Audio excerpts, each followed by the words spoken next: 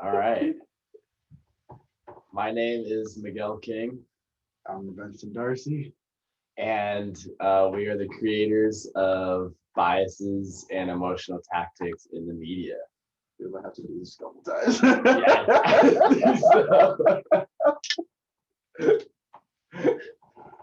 Oh shit!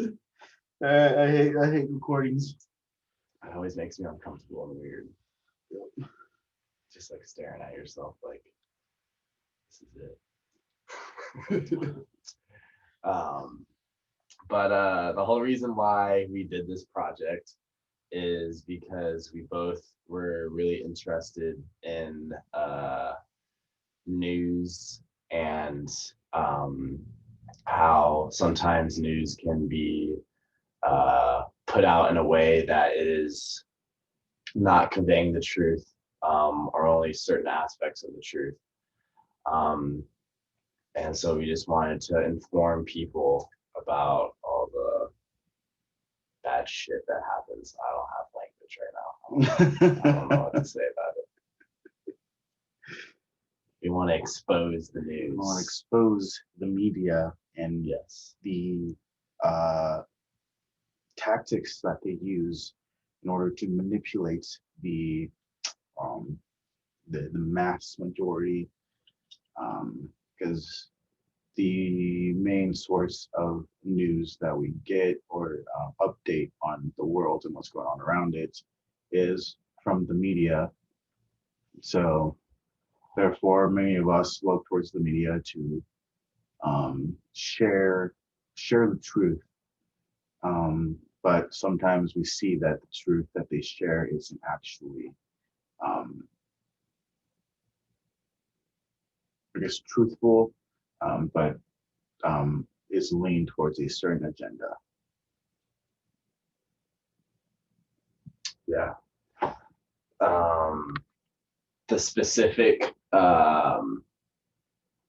things we looked into was emotional arousal and how that plays into effect in whether or not a person believes in something.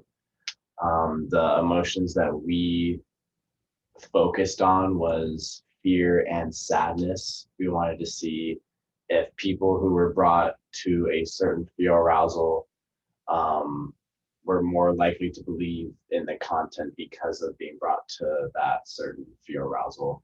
And then the same thing for sadness. Um,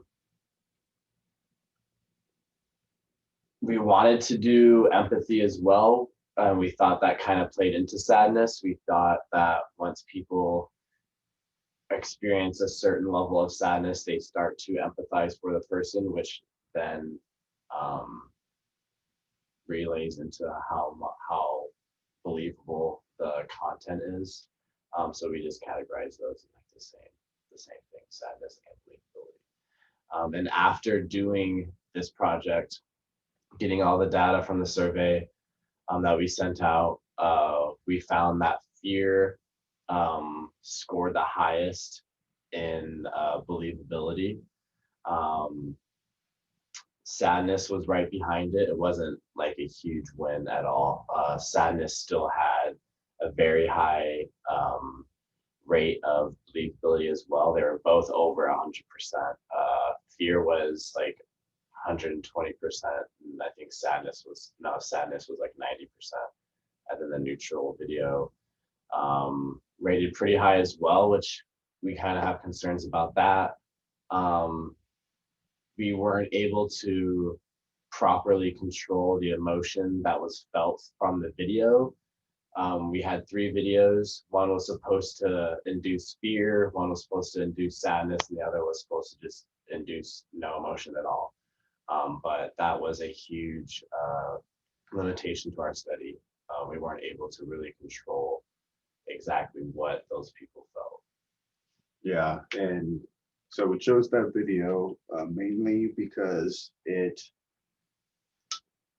just went step by step with some that happened, which the content, I believe it was because of the content of the video that is what made it so, I guess, sad and like the high ratings. Because now that we're thinking about it, and I thought about it later, and I was like, oh, maybe this probably wasn't the best one. Um, but yeah, it was still kind of surprising, but it was also with our own biases um, and how we viewed the video. May have affected it a little bit. And we also looked at just the emotions that were felt um, from the videos. So then we characterized. I feel like I said that so wrong. Categorized. Really? I think so. Okay, so we categorized. Yeah, that's actually correct. Categorized. We Yeah, yeah, yeah. categorized the emotions from like positive and negative valence, which so if someone said like they're angry, like mad, sad, those were considered negative valence emotions. And then if they had something positive as well as negative, I also counted that as negative towards the negative valence score. And it showed that for most of the videos, we correlated it with the political parties. So the Democrats seemed to like had 100% negative emotions from those videos, like from pretty much all three videos. And then some other parties that I grouped together, because it was like Green Party or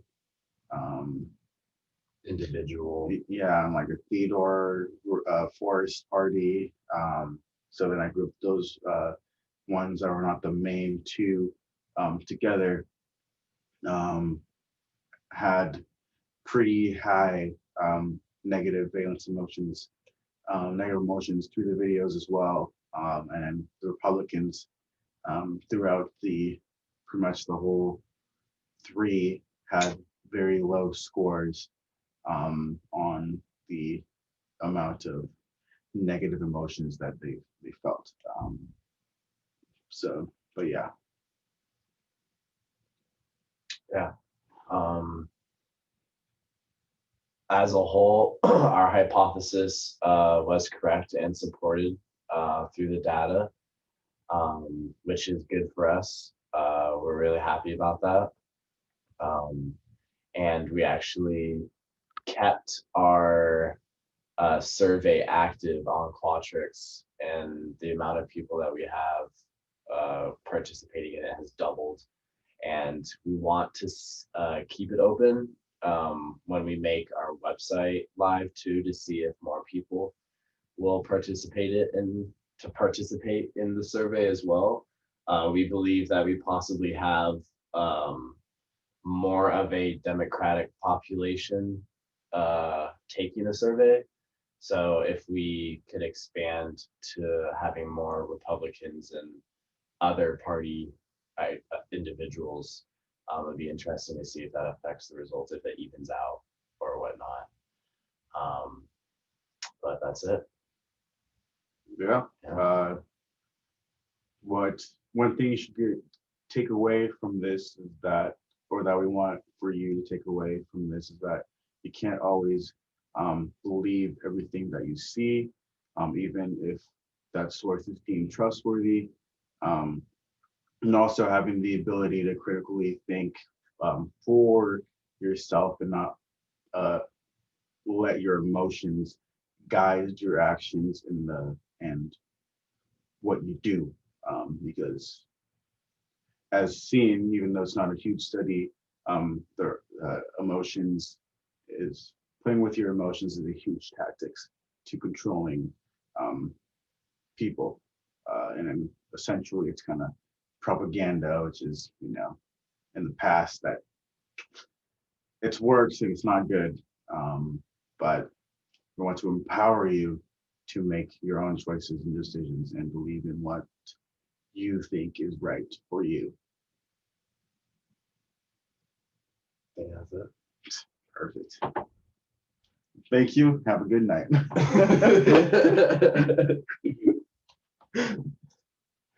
Thank you. Have a good night.